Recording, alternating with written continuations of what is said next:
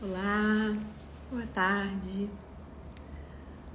Vim aqui fazer essa live que não estava programada, mas eu senti esse chamado de entrar aqui e ver quem vem, quem tem perguntas, quem tem algum compartilhamento sobre o olhar sistêmico, sobre os conflitos, sobre as dificuldades. Então eu vim aqui me colocar à disposição para responder essas perguntas. Hoje nós entramos no Setembro Amarelo, então a gente fala sobre o combate ao suicídio, à depressão, a essa solidão das pessoas. Então, enquanto eu aguardo todo mundo entrar aqui, trazer talvez alguma pergunta, algum tema, eu queria falar sobre esse tema e dizer que sim, quando nós pedimos ajuda, ou às vezes nós nem pedimos ajuda, mas nós apenas compartilhamos o que vai dentro, nós nos surpreendemos, porque nós vemos que aquilo que a gente acha mais feio, mais difícil, aquele sentimento que a gente tem até vergonha de sentir, os outros também sentem, né? Quantas vezes durante a minha vida eu não achava que isso era um privilégio meu de sentir algo muito ruim ou de ter uma característica ou um defeito que eu julgava uma dificuldade muito feia. E o simples fato de compartilhar, e até na formação, né, de constelação a gente faz isso, todo mundo ali compartilhando as coisas mais difíceis, os enredamentos mais complexos de todos, e a gente vai vendo que todos nós temos as mesmas questões, né, em maior ou menor escala, mas todos nós temos as mesmas questões. Então, nesse mês que a gente combate o suicídio, eu queria trazer essa mensagem de que sim, compartilhar ajuda, sim, pedir ajuda é necessário, porque ela só é eficiente se vem realmente esse pedido de dentro, e pode ser feito de várias formas.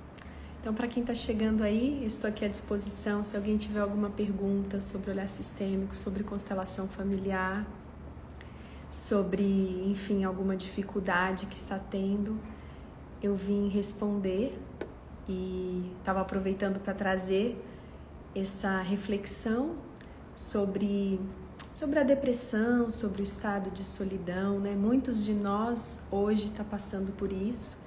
Tenho recebido muitas pessoas que estão assim, e a angústia de não saber quando isso vai acabar, né? Quando tudo vai voltar a um certo normal, porque nunca será o mesmo normal, mas essa angústia de não saber quando isso vai acontecer tem pesado para muita gente.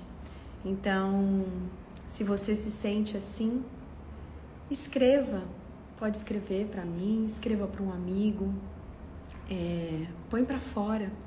Para mim, por exemplo, escrever, né, quando eu venho aqui nessa página, escrevo as questões que estão me incomodando, aquelas que eu sinto que eu preciso trazer para fora.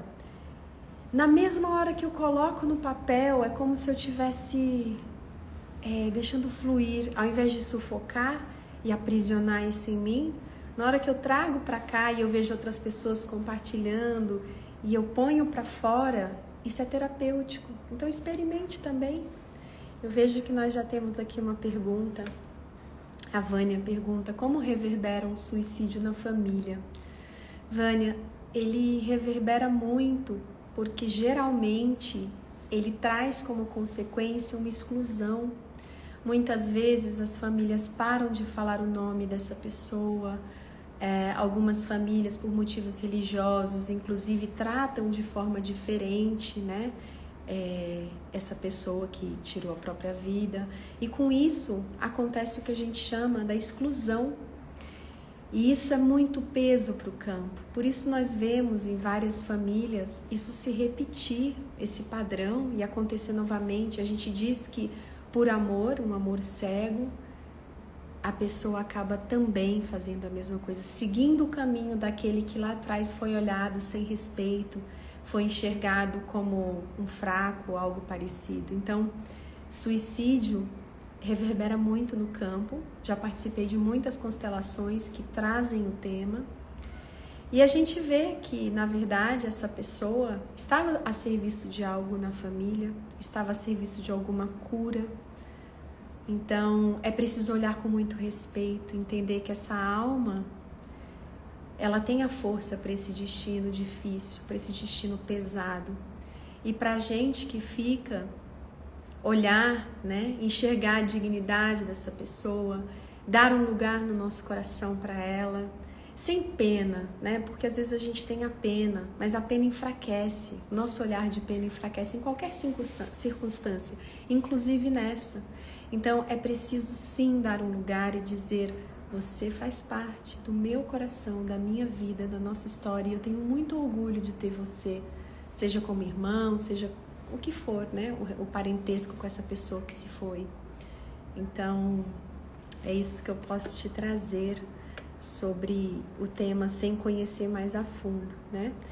E eu vejo que tem uma outra pergunta: como lidar com adolescentes com pensamentos suicidas? A primeira coisa é realmente procurar ajuda. A gente não pode nunca descartar, achar que é uma fase, que é besteira. É muito importante procurar ajuda de um psiquiatra, talvez um tratamento. Muitas vezes é necessário sim remédio, por que não? Nós tomamos remédios para tantas coisas, né, da saúde, e quando chega na saúde mental, muitas vezes nós não queremos, né, essa chancela, esse selo, não, eu tomo esse remédio, mas ele é necessário, né, é preciso. Agora, é preciso olhar além também, né, a família como um todo, os pais. O que está por trás? Qual pode ser a dinâmica ancestral que está por trás disso? Que esse adolescente está apenas manifestando através dele, através desse amor que adoece, né? Porque muitas vezes existe a dinâmica de um suicida que segue outro lá atrás, que foi excluído. Às vezes existe um que simplesmente ficou enredado com a morte de alguém, uma morte que não foi olhada, não foi sentida, não foi, enfim, que não foi tratada internamente, né? E aí, muitas vezes, sim, acaba indo no que a gente conhece como eu vou para que você fique, né? Existem muitas questões assim, de filhos que acabam realmente indo no lugar dos pais, para que esses pais fiquem. Então, é preciso olhar o que está por trás. A constelação ajuda nesse sentido, de enxergar essa nova imagem do que está por trás, mas a gente sempre reforça que é importante o tratamento, que é importante buscar ajuda, sempre. E a Vânia pergunta: se os novos da família tiverem consciência disso e incluir com amor esse movimento, há correção então? Eu acho que você quer dizer que correção, assim, a pessoa já cometeu o suicídio, e você diz para incluir, é isso? Eu não entendi direito, se você puder complementar, mas uma pessoa que comece a incluir já reverbera, porque essa alma, onde quer que esteja, ela sente esse acolhimento, ela sente esse novo olhar, esse olhar que olha com respeito, que enxerga a força, esse olhar que acolhe, né? E o que acontece quando nós não fazemos isso? Muitas vezes, muitos irmãos, muitos filhos desenvolvem outras dinâmicas. Podem ser que eles não sigam no mesmo gesto de tirar a própria vida, mas eles muitas vezes vivem uma vida inteira desconectado da energia vital. Aquela vida que não faz sentido, que é vivida sem se permitir os prazeres, sem se permitir o sucesso, sem se permitir a abundância, porque internamente ele diz: se o meu irmãozinho não pôde, se ele não conseguiu, eu também não me dou eu não me permito, não me dou esse direito. Então a gente diz que vem uma culpa, muitas vezes, um medo de seguir adiante, um medo de fazer qualquer coisa. Existem muitas possibilidades nesse cenário. Então é muito importante sim incluir os suicidas no nosso coração, na nossa família, falar no nome deles, sim, sem tabu, né? Dizendo o quanto eles são importantes pra gente, o quanto o tempo que estiver aqui nos ensinaram, e o quanto que nós também aprendemos com a morte deles. né? Porque nós aprendemos através da dor. Então, é importante essa inclusão, muito importante. E para todos vocês que também estão tentando ajudar alguém, claro, a gente precisa, né, estar ali à disposição para levar, talvez, um médico, para dar o contato de alguém, para simplesmente ouvir. Mas muitas vezes é frustrante, porque conforme a gente lida, como a gente encara tudo isso, pode trazer força ou não para a situação. Então, se eu tento tirar a força, agarrar e tirar a pessoa disso do meu jeito, sem escutar aquilo que a pessoa tem para dizer, sem escutar aquilo que ela busca, que ela precisa, essa ajuda não vai ser eficiente. E aí eu vou ficar mais culpado ainda, né? Quantos casos de depressão que a gente vê assim, de filhos que querem muito tirar os seus pais da depressão e não conseguem, porque a gente tem um limite de como ajudar. A gente pode se oferecer, a gente pode estar ali, a gente pode ouvir, mas a gente não consegue dar espaço por eles, e é preciso entender isso. Isso não quer dizer abandonar de maneira nenhuma, quer dizer enxergá-los com respeito, estar ali oferecendo ajuda, mas respeitando a forma como eles querem ser ajudados, a forma como eles pedem ajuda, né? É diferente, claro, o caso dos pais que precisam sim intervir, muitas vezes à força, né? Porque essa é a função deles, de filhos menores, essa é exatamente a função, né? A tarefa, guiar esses filhos. Mas quando já são adultos, nós precisamos ouvir primeiro. Só que pelo medo, nós já vamos tomando certas atitudes, nós já vamos atropelando, e ao invés de ajudar essa pessoa, a gente acaba atrapalhando, a gente acaba tirando força dela e ela começa a acreditar ainda mais que ela não tem força. Gente, eu queria falar para todos vocês que estão aqui, bem-vinda, Juju. Eu quero dizer a todos vocês que estão aqui que todos nós temos a força para tudo que vem ao nosso encontro. Eu não tenho a força para o que vem ao encontro do meu irmão. Eu não tenho a força para o que vem para a vida da minha mãe e do meu pai. Mas para a minha eu tenho. Porque está dentro da minha missão, está dentro do meu aprendizado aqui. Então, se eu estou no meu lugar, se eu estou olhando para mim, para a minha vida, claro, a disposição para ajudar quando me pedem e quando eu posso, eu tenho essa força. E é isso que a gente precisa, muitas vezes, dizer para a pessoa que está numa situação como essa, né?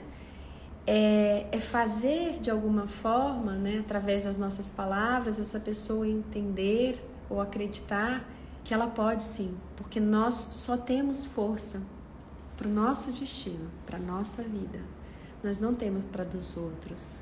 Então, o primeiro passo precisa ser dado por nós. Quem estiver chegando, eu estou aqui à disposição para responder perguntas que vocês tenham sobre constelação, sobre relacionamentos, sobre dificuldades, pesos, enredamentos.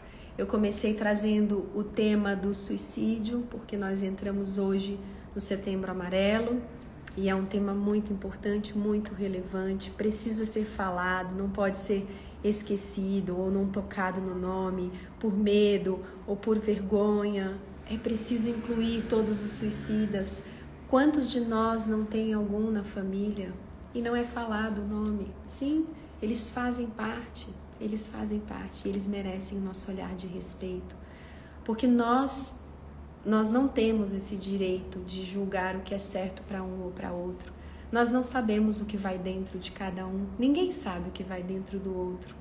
Nós só sabemos o que vai dentro de nós mesmos. E ainda assim, nós não nos conhecemos o suficiente. Ainda assim, precisamos mergulhar muito para conhecer. Então, eu queria trazer essa mensagem mesmo, da gente olhar para o outro do nosso olhar, do nosso lugar, né?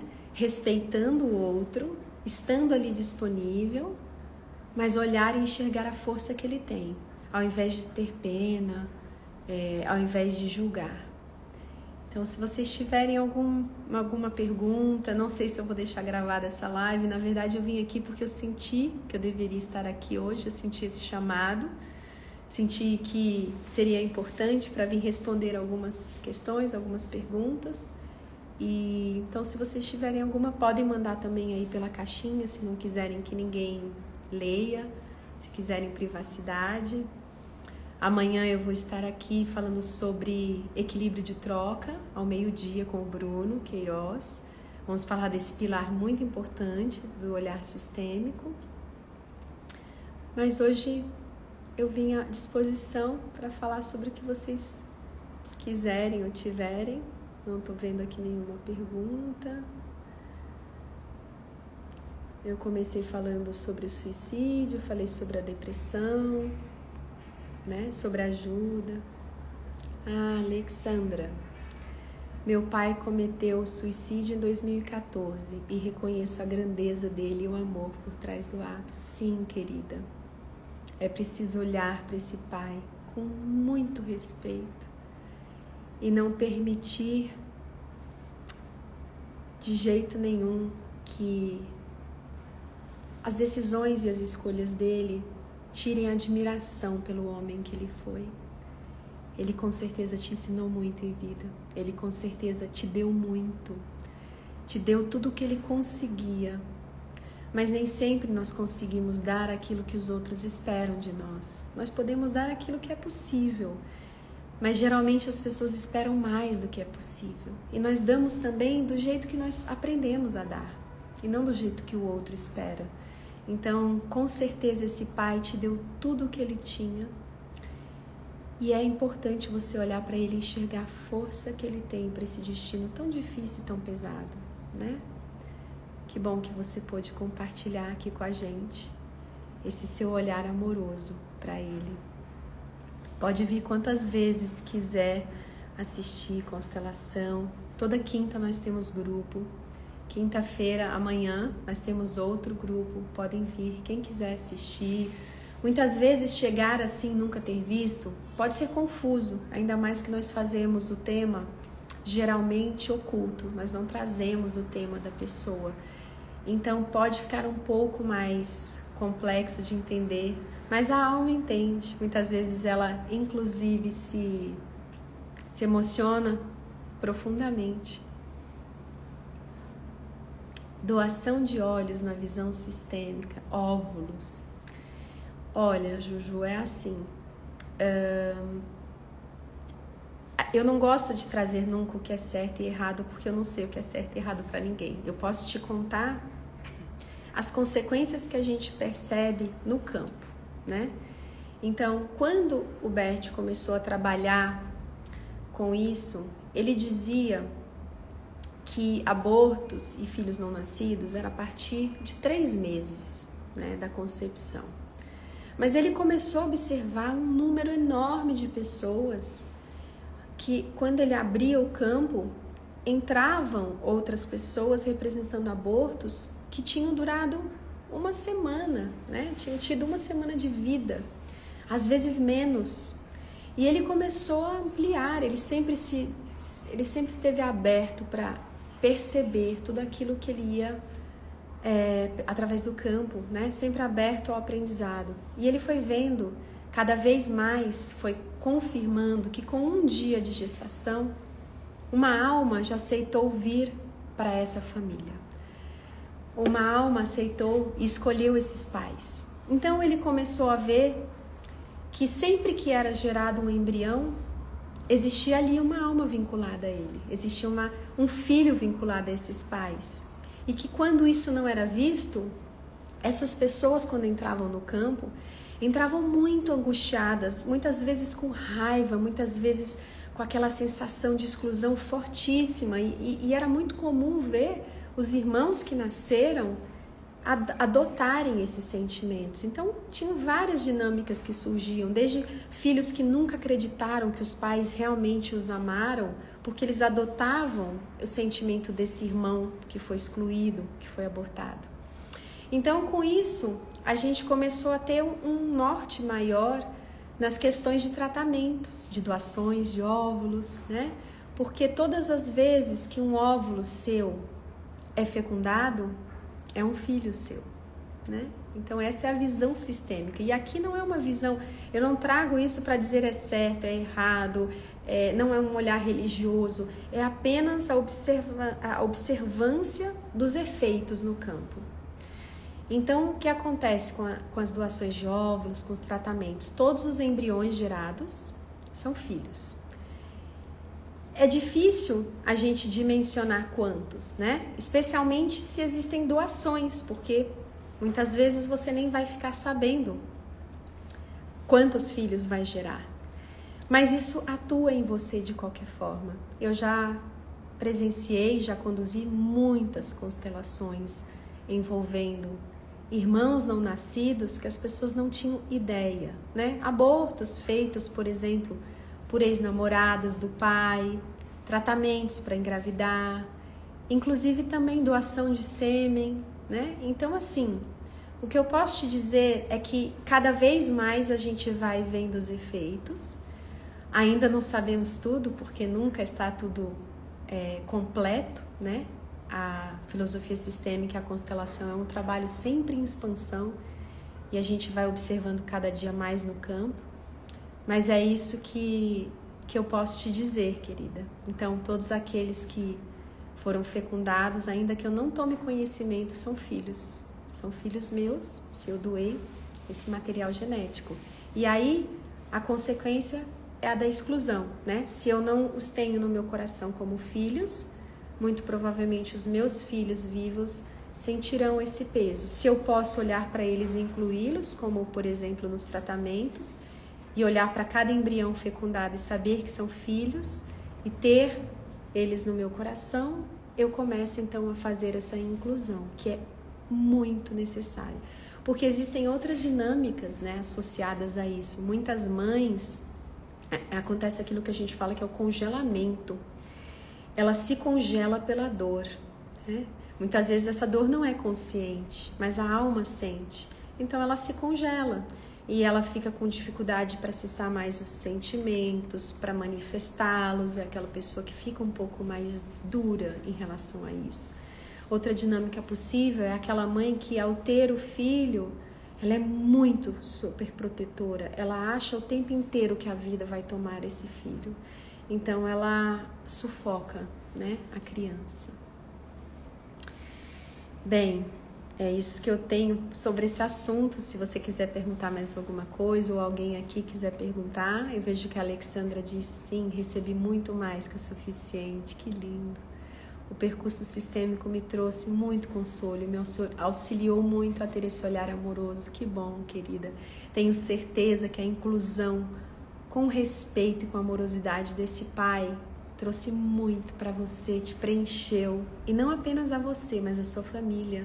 Porque isso reverbera, esse trabalho, ele tem um alcance familiar, né? O Bert costuma dizer que nós não somos almas individuais, nós somos uma alma coletiva junto com a nossa família.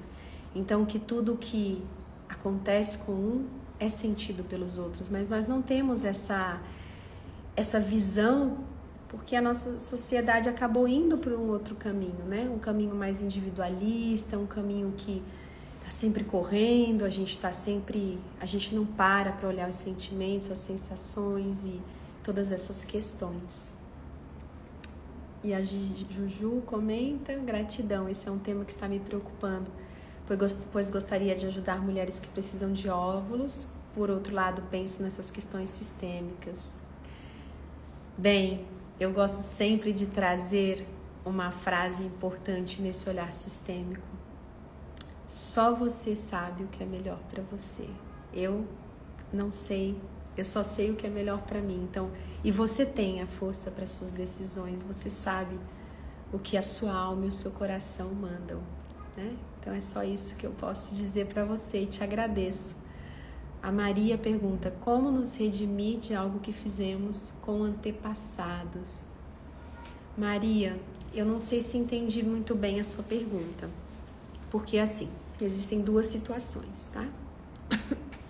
Uma é tudo aquilo que aconteceu lá atrás e que eu nem sei, e que não fui eu que fiz, mas que independentemente disso pode estar reverberando em mim.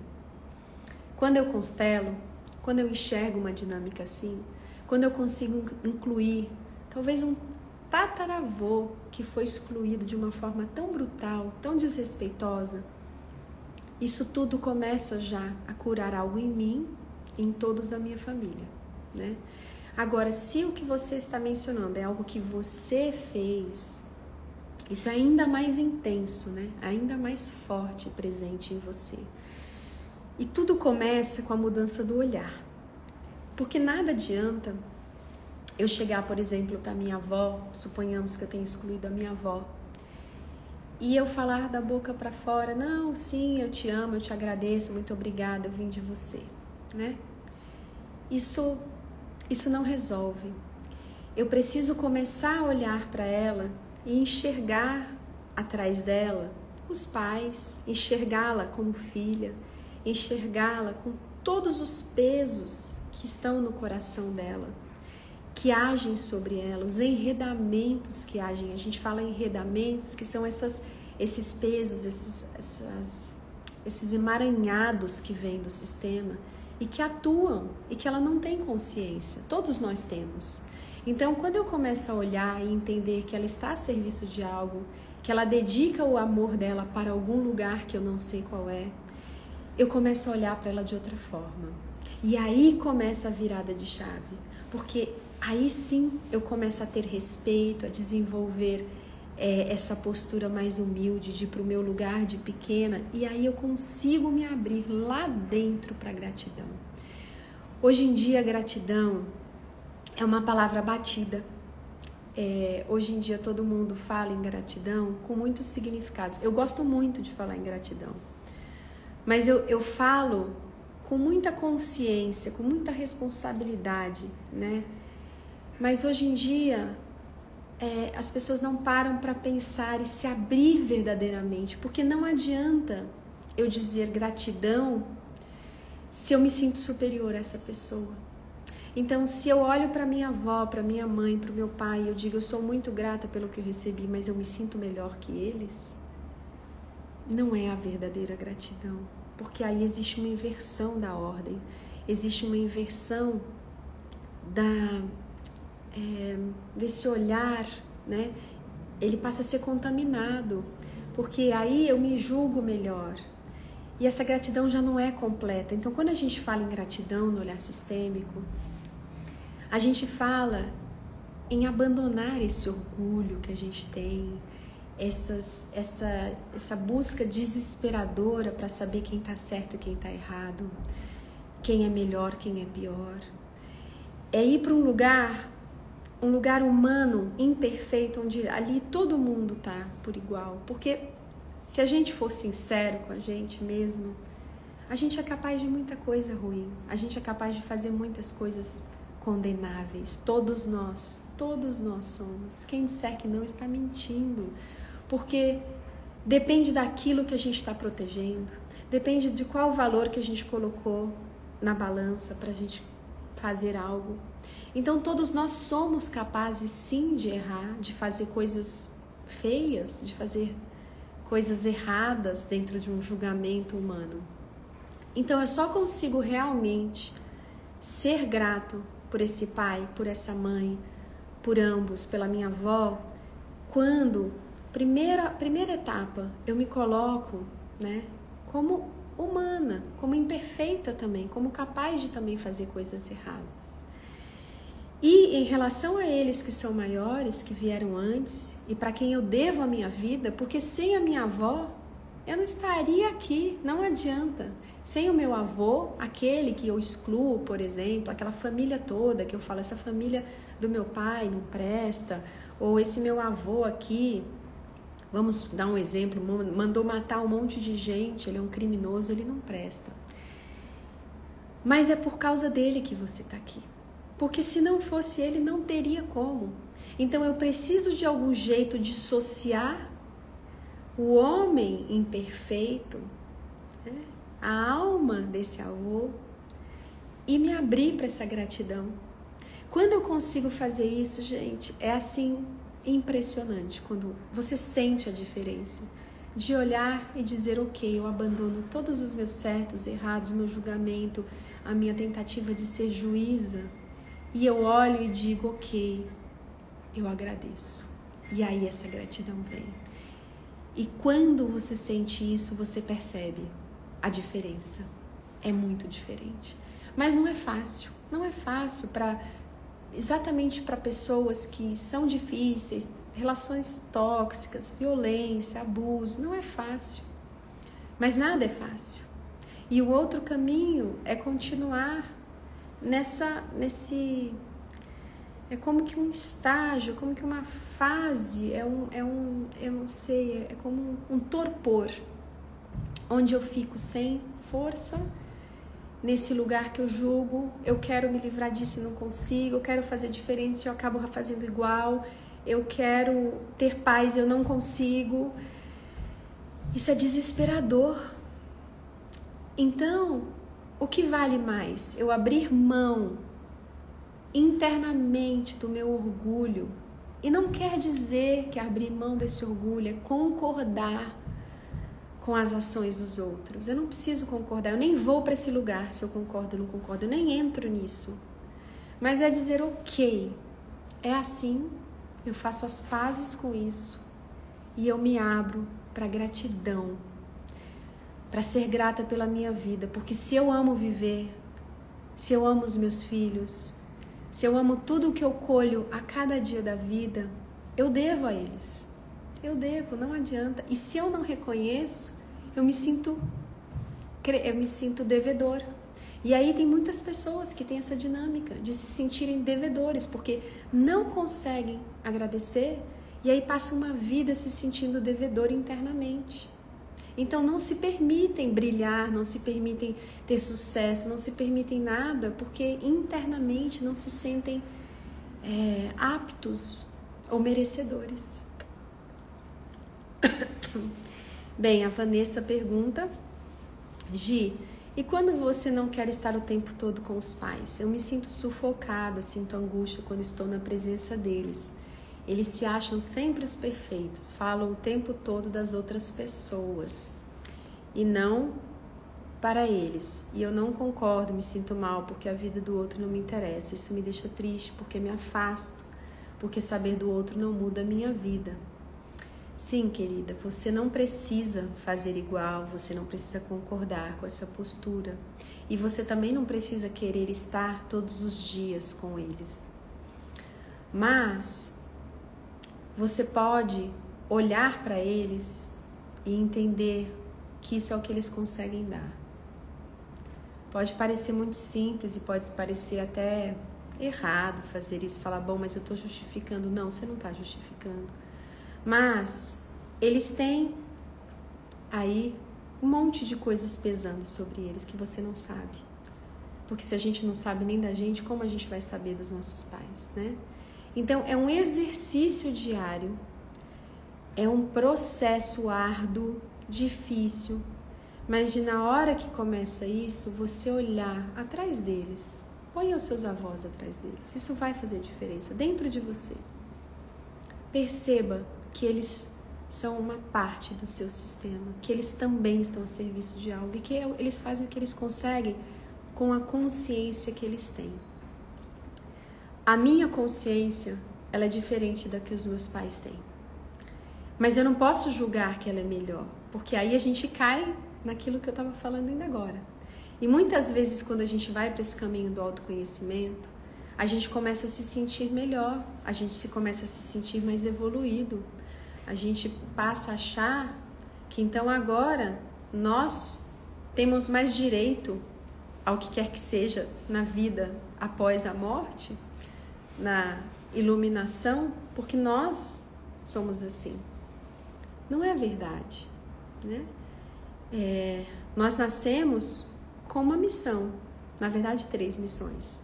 Nós viemos aprender algo, talvez incluir a humildade, talvez aprender a ser mais generoso, talvez aprender a dar mais, não sei, cada um tem a sua missão que não é clara pra gente. E os nossos pais têm a deles. E cada um tem um nível diferente de consciência. E é assim. Mas um não é melhor que o outro. O importante não é entrar. Quando a gente entra nisso, de novo, a gente cai na exclusão. É saber que eu faço o melhor que eu posso e eles fazem o melhor que eles podem. E que eu, no meu caminho, posso sim respeitá-los e aceitá-los como eles são. Entender que eles não vão mudar porque eu quero que eles mudem. Quando eu consigo começar a fazer isso, eu começo a receber a força que vem deles.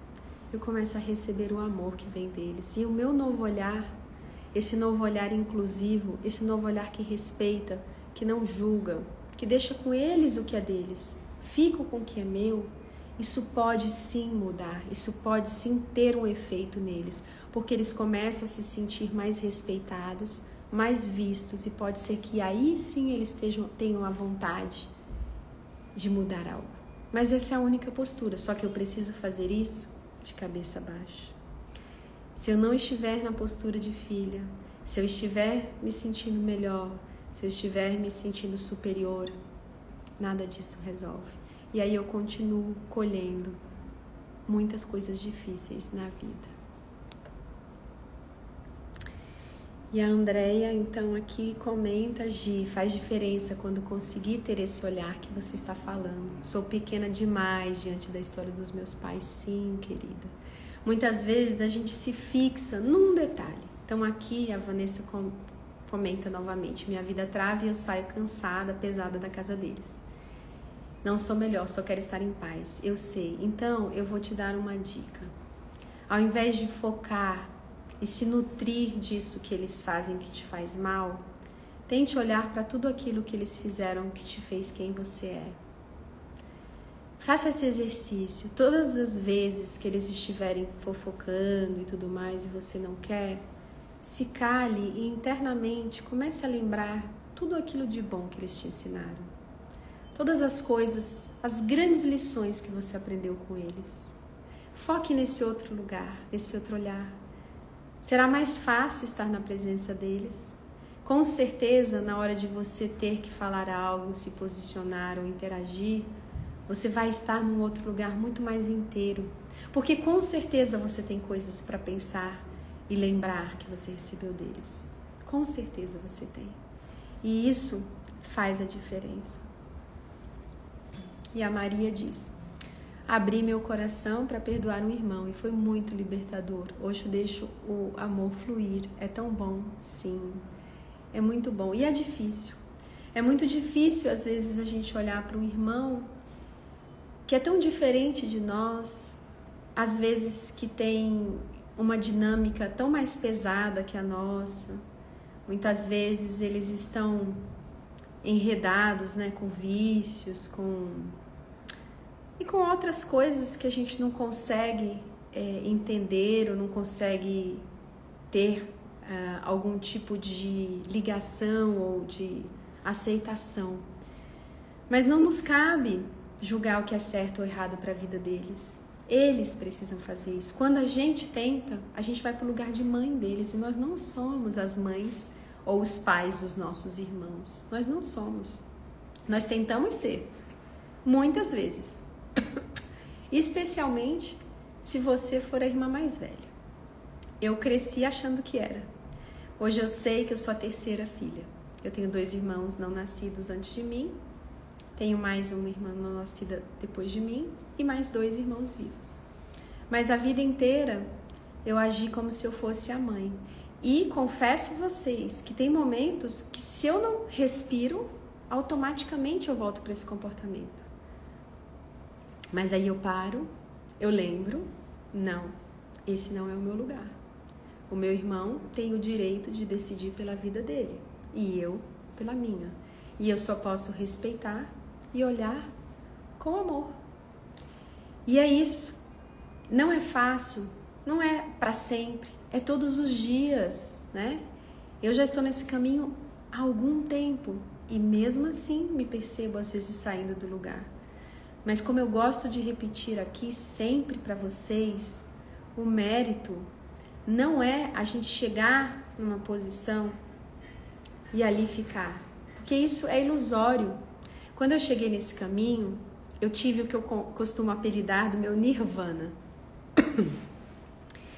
Eu tive um momento ali, durante toda a trajetória da formação, em que deu um estalo em mim, assim, nas meditações, nos trabalhos, nas constelações, onde eu comecei a olhar a vida de um outro jeito tão mais lindo, e foi um momento que eu fui transportada para uma dimensão de muita luz, muita luz.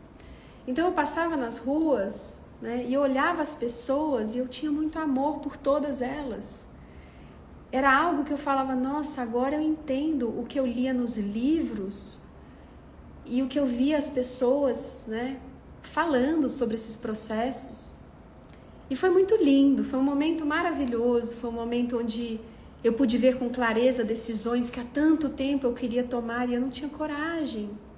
Uma delas foi me tornar vegetariana. E aqui, gente, não quero dizer que ninguém tem que ser, porque isso foi algo meu, né? Não foi porque os outros falaram, foi algo que eu senti, não quero experimentar. E que eu não tinha coragem de fazer. Eu não tinha coragem porque meu marido não era, meus filhos não são, meus amigos não são.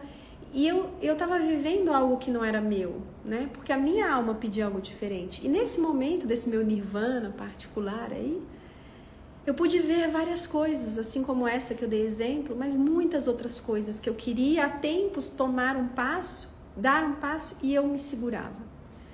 Só que aí aconteceu algo muito interessante e muito frustrante. Um dia, essa energia começou a diminuir, no outro também. E de repente, toda aquela euforia e aquele olhar que eu estava tendo foi diminuindo e eu fui me desconectando um pouquinho daquilo. E eu fiquei muito frustrada, porque de alguma forma a minha criança interior achava que a gente vai crescendo, vai amadurecendo, vai conquistando e ali a gente fica. Só que não é assim. A vida te chacoalha, seja de que forma for, porque se você já tivesse aprendido tudo que você tinha para aprender, você não estaria aqui. Você segue vivendo, né? E ela te chacoalha para mostrar que não é assim. E aí para mim foi assim impactante. E ali eu lembro de comentar na época com o meu professor e perguntar, eu digo, poxa vida, eu vi tantos enredamentos, eu dei tantos passos, eu mudei tantas coisas assim que estão tão maravilhosas, por que agora, de repente, eu estou me sentindo novamente triste ou pesada ou nesse momento desconectada? E ele falou, você achava que você ia ficar lá? Claro que você não ia. É claro que não é assim a vida. Ela é impermanência. Você precisa agora olhar para outras coisas, viver ainda mais, ter novos desafios, conquistar novos passos. Então, gente, o que eu quero trazer com toda essa experiência pessoal é que, na verdade, a nossa busca não é por subir essa escada, porque a gente não vai subindo assim. A gente cai, volta, sobe, desce. Na verdade, uma escada nem é uma metáfora boa. Talvez uma montanha-russa seja uma metáfora boa. Você sobe, mas daqui a pouco você vai descer.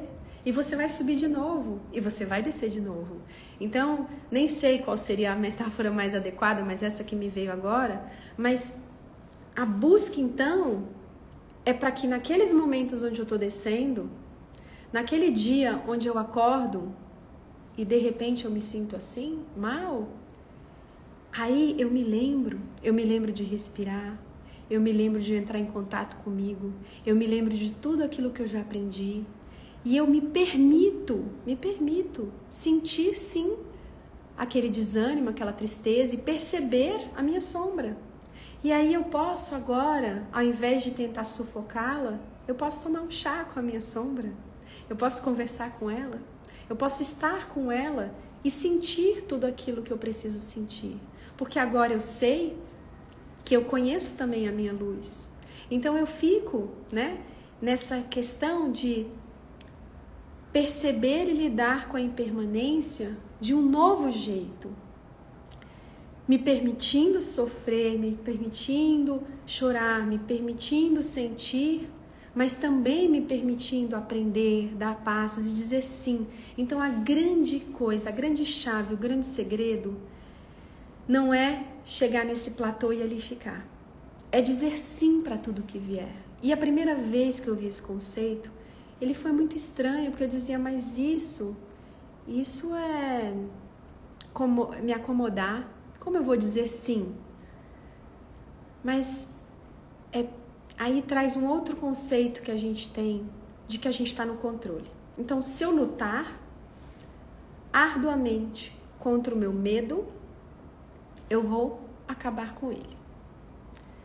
Bem, não é a luta que acaba com ele. É primeiro acolher. É primeiro olhar para ele, entender o que ele é. Deixar sentir esse medo.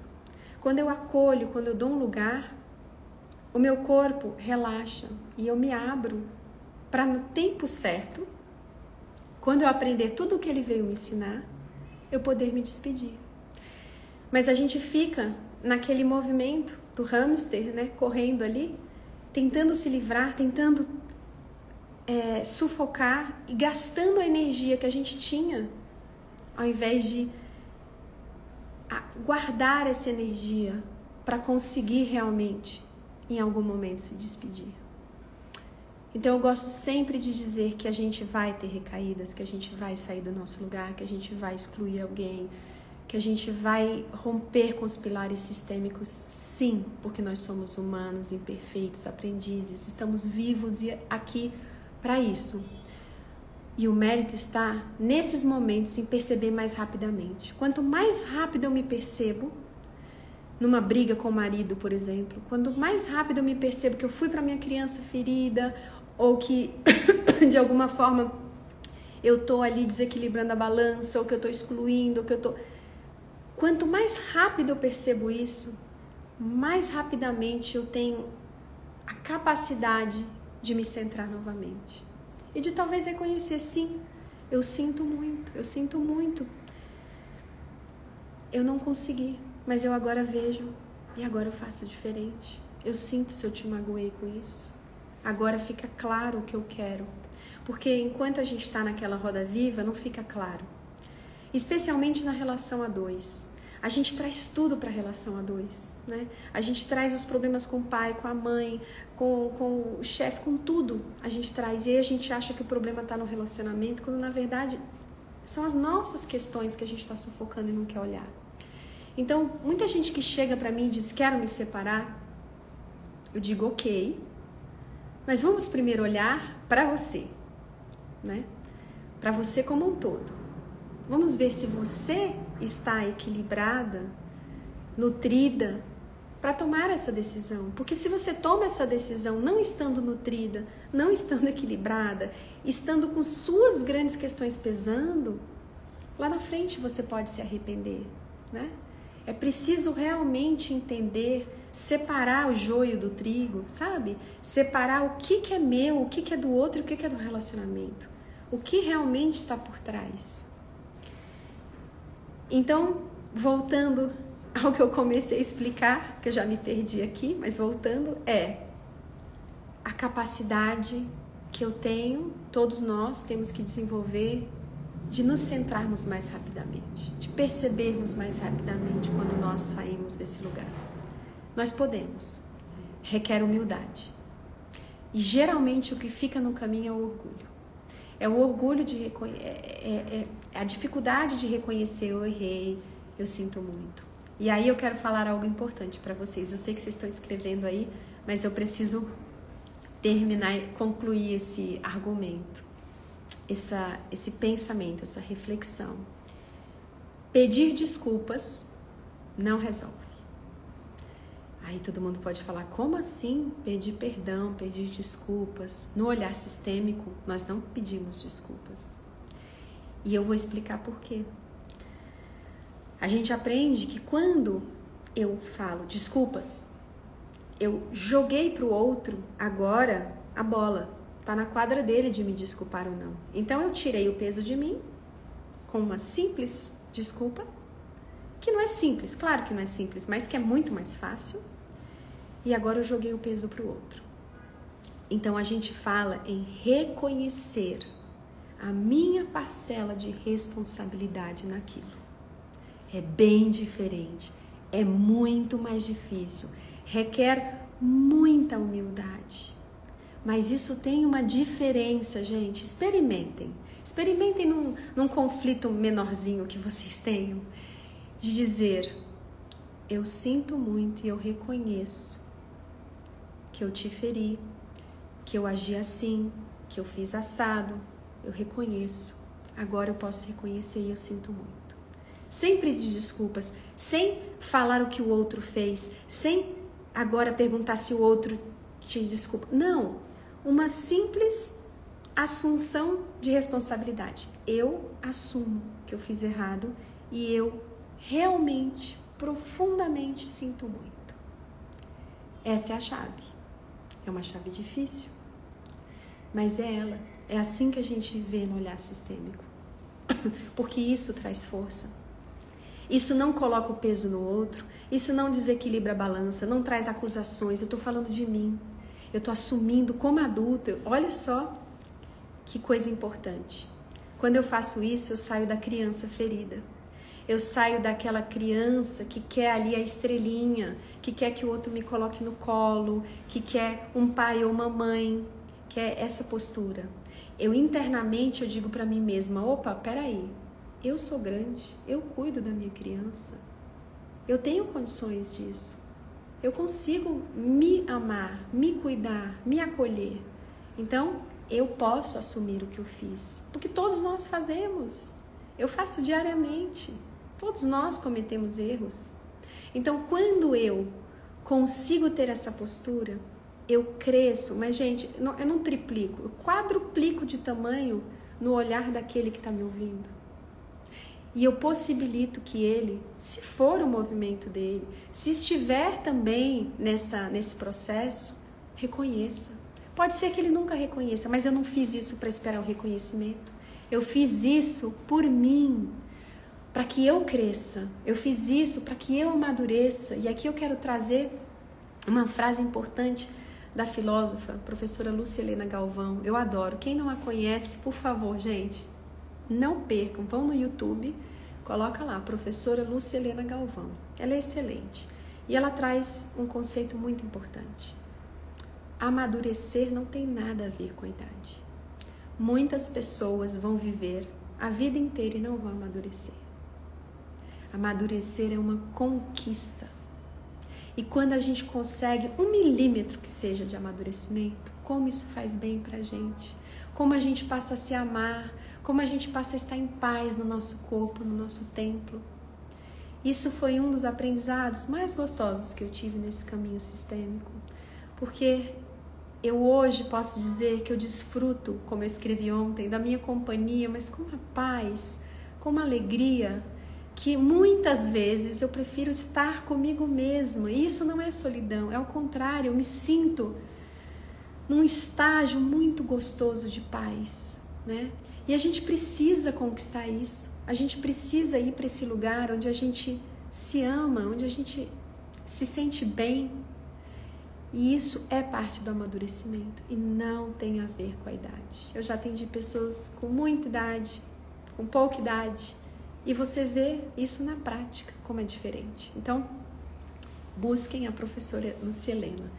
Tá chegando aqui no finalzinho, eu vou ver o que vocês escreveram. Não consigo ver minha mãe grande. Ela é muito dependente de mim, eu estou tentando mudar e ela fica sentida e eu culpada. Olha, realmente em casos assim é mais difícil, né? É mais difícil a gente sair de uma posição que já está ali estruturada, especialmente se esses pais dependem dos nossos cuidados, sejam financeiramente, seja emocionalmente, né?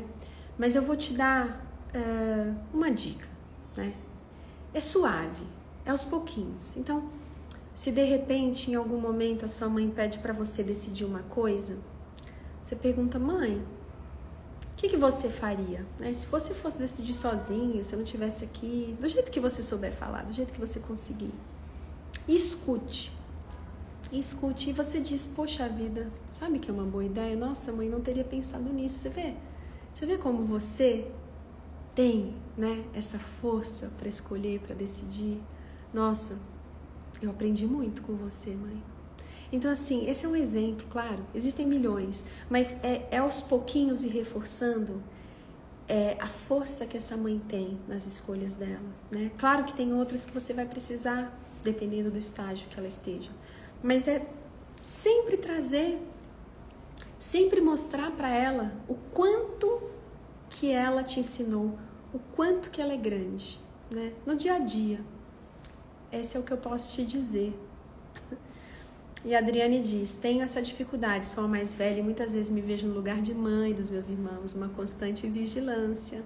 Sim, se mantenha em constante vigilância, porque os irmãos, eles não recebem isso como um amor, como um cuidado. Eles se revoltam, eles geralmente agem mal. E aí a gente fica se sentindo, nossa, mas que ingratos, né? Mas a gente cruzou uma linha, a gente desrespeitou por amor, gente. Tudo que eu falei nessa live, tudo que eu falo nos vídeos, tudo que eu falo na constelação, o Bert diz isso. Tudo que nós fazemos é por amor. Tudo. Existe o amor que cura, existe o amor que adoece. É um amor da alma, uma ligação muito profunda. Mas muitas vezes nós cruzamos linhas, nós desrespeitamos por amor. E isso só faz nos enfraquecer e enfraquecer os outros. E a Maria Juliana pede para eu deixar gravada a live. Eu vou deixar então, querida.